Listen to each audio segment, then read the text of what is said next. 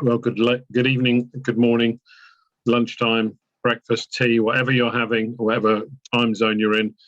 This interview, this broadcast from Travel Mole I'm sure will be of interest to you. It's all about Build Back Better. Build Back Better is a phrase we've heard almost since the first day of the pandemic, where once it's all over, we're going to sure build back better. And in the travel and tourism industry, there can't be bigger players in that sphere than destinations. But what do they really think? You know, what's the research tell us? Well, the people to tell us about the empirical evidence, if you like, that's out there with the destination marketing organizations is the conglomerate of destinations called Destinations International. They're based in the USA, but they do have a very, very wide international brief, and they've just completed a new study. And the new study has taken some time, but it is full of very, very interesting things. And I'm delighted that the man on the other end of this Zoom line is Jack Johnson, and he's the Chief Advocacy Officer for Destinations International. Good evening or good afternoon, Jack. Hello there, how are you? Not too bad at all, thank you. Jack, tell me a little bit about the Destinations Next study. You know, how big was it? You know, who did you speak to? Was it just TVBs in the States, or have you gone and taken up your international brief? No, we're growing on the international side and making that more of a legitimate reality as opposed to a hope. This is one of our signature studies, a core study that we've been doing for some time. We originally had scheduled to do these every 3 years. We've shortened that to every 2 years just because time itself seems to be speeding up on us. History seems to be speeding up on us. And I think everyone can agree the changes of the last, anywhere between 10 to 50 years have been amazing and sweeping and bigger than anyone expected. So this is probably our most important of the future studies that we've done. The 2021 Destinations Future, or Destination Next, or what we call it, Future Study. It's one of our most broadest one. It has participants totaling over 700 across the globe.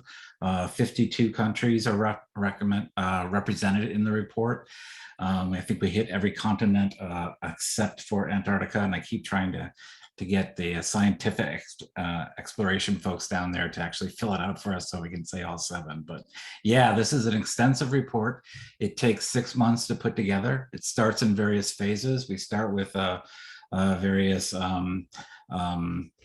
groups that we pull together based on similarities, and these groups represent people from all over the globe.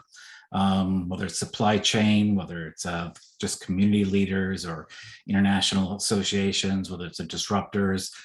We've brought together a whole bunch of advisory panels that are very global in nature and reach. They kind of help us sort through the strategies and the trends as we see them, what's new, what's falling out, what's falling in, what's brand new, really come up with an exhaustive list to explore.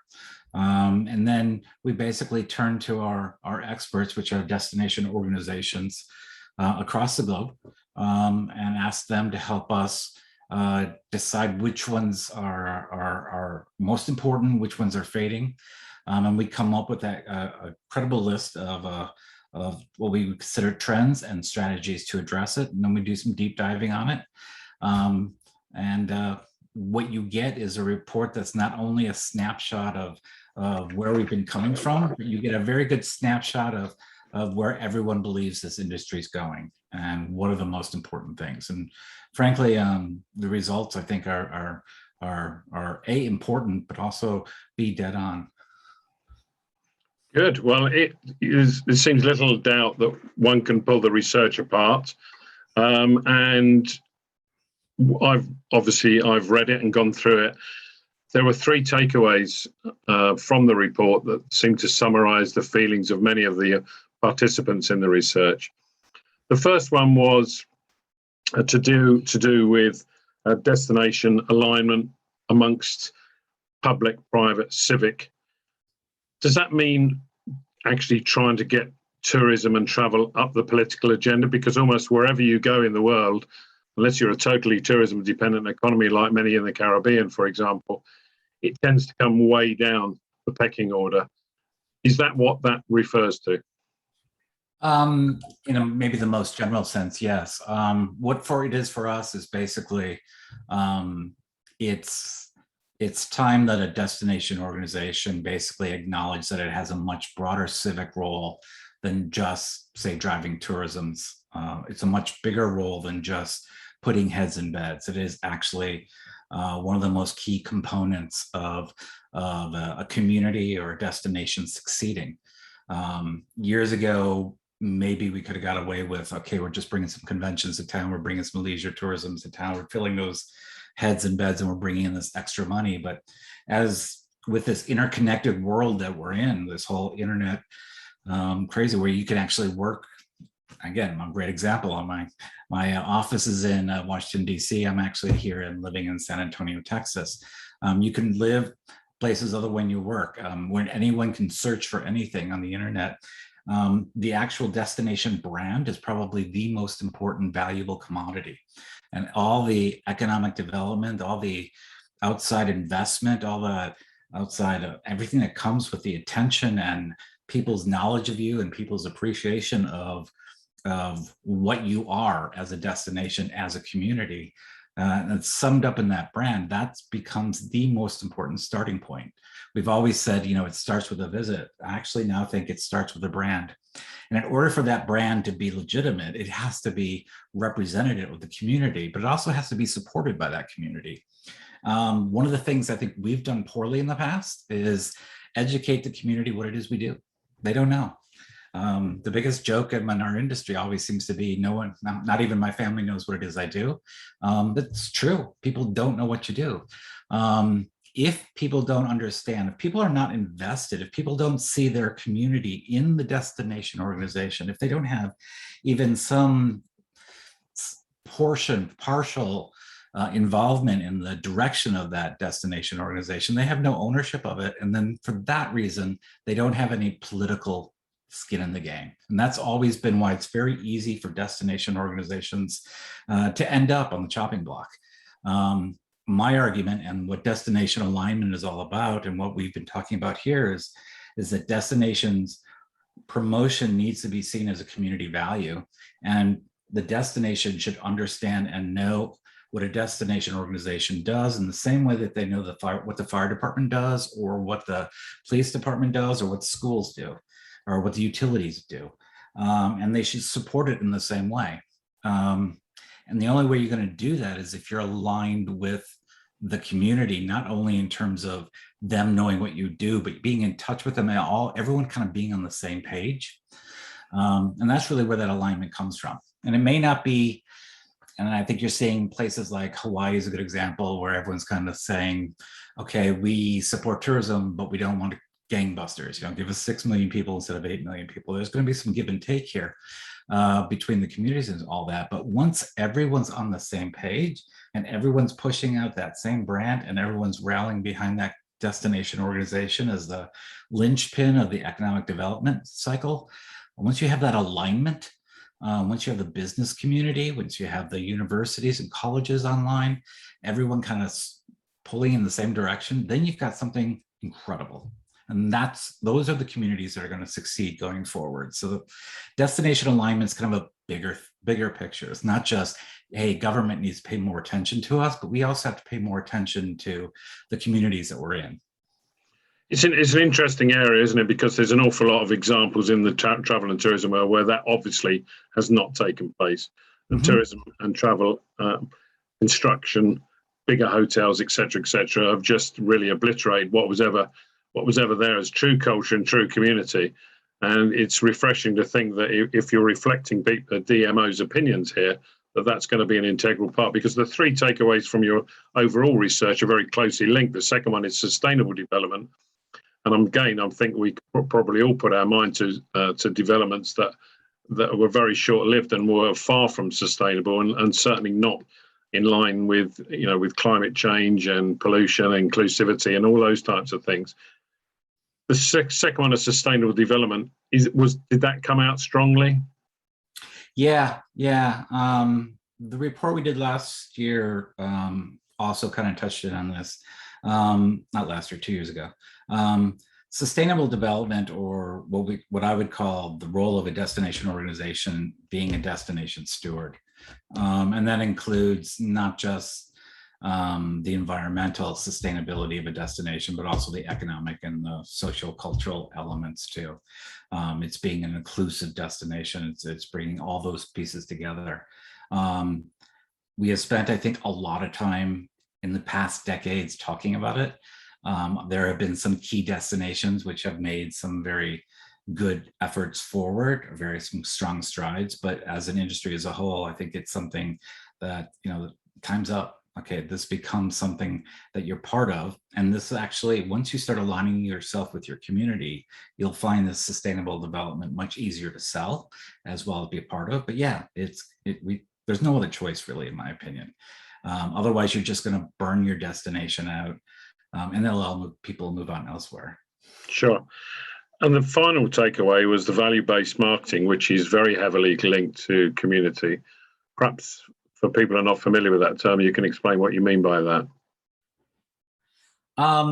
Yeah, this is the one I think I'm the most excited about, because we've been feeling it out there for several years now. Certainly with my background coming from the political side of the equation, as people over the last 20, 30, 40, maybe 50 years, certainly during my lifetime, have moved into away from, say, being very factual based to being very emotional based.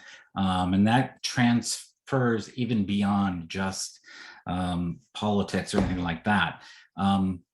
People are now making their decisions based on values. And they may be political decisions, but it's also buying decisions. It's also travel decisions.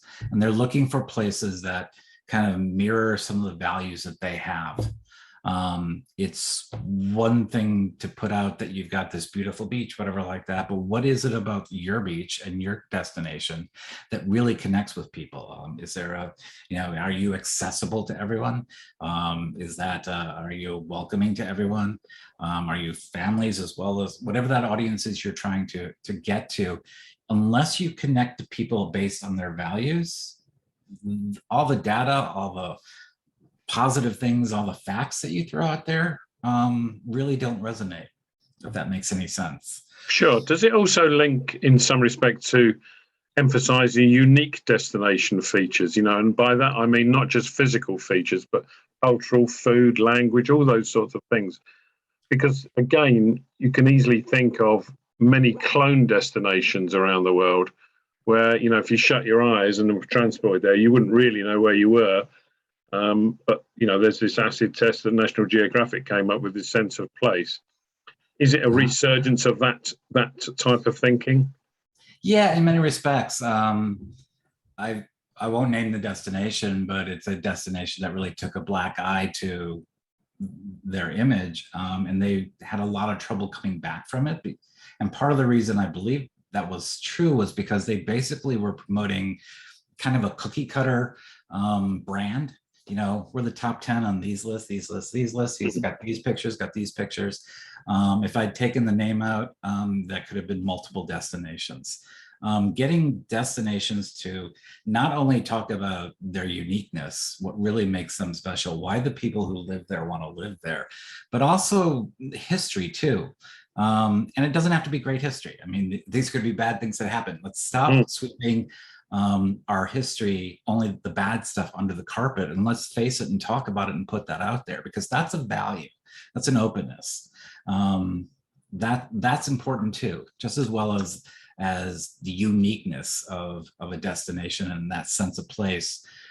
Part of it is that sense of history, and history is a really great way of kind of differentiating a lot of places too. I mean, once you start digging into it, there may be 5 places in the South of the United States, but they all have different histories.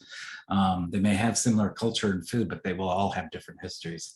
And then once you start understanding that history, then you start finding those little tweaks in the food scene, or the tweaks in the culture scene or theater scene, or any of those scenes that are subtly different, and then you can really play that up. So again, connecting on values is so critical because that's the way you're going to, cut through the noise and connect with people. And that also leads back to brand, of course. In emphasizing your brand, what's unique, what do you like, why do people live there, what are you doing, and everything else about the destination. I think it just leads back to, if you like, the point you made earlier about brand. I just wanted to. I mean, I could talk for hours about this, but unfortunately, I'm not sure our listeners would have the patience listening to you and me. But I wanted to finally go back to the point that, in many respects, we've heard it all before. We've heard about sustainable development. We've heard that, people want to be green, people want to do this, sense of community, local food, local drink and all that. But in many words, and this Build Back Better post-pandemic, to a certain extent, it feels like rhetoric. If I could actually wave a magic wand and move back to November 2018, wouldn't most people do it? I mean, the big thing we've probably not discussed is the power of the greenback, the power of the pound, the power of the dollar, finance. And if big people and big companies want to put money into places and change things, then that normally dictates what's going to happen. Is that not the reality? I mean, I hope it's not, but is that not really the reality that we face?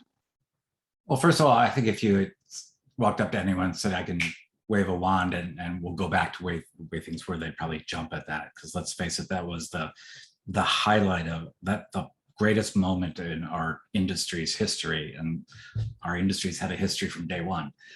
So that was amazing and things were great and we were riding high. That was easy though.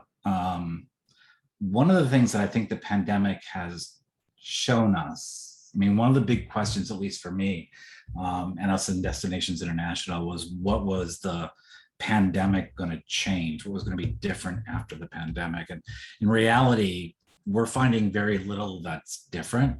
What we're finding is that all the trends, all those things we were talking about, all those things that we were making incremental progress on in the past are now speeding up, and you have to address them. So you talk about the greenback. Well, companies are reacting to the values of people who are either buying their stock or are buying their products.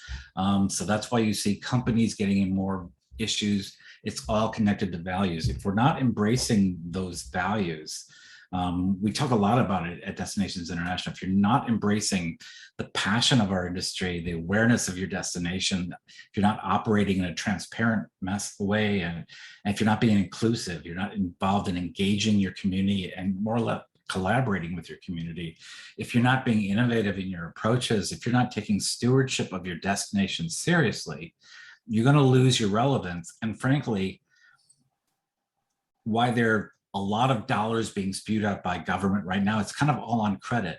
You cannot sustain the model that we had pre-pandemic, post-pandemic, unless you start addressing those issues of stewardship, those issues of innovation, those issues of being aligned with your community. And if you don't start making those changes, and you don't show how you're making those changes, and if those values aren't real, embraced and believed, you're going to have trouble going forward. This is now a value-based economy, I think, going forward.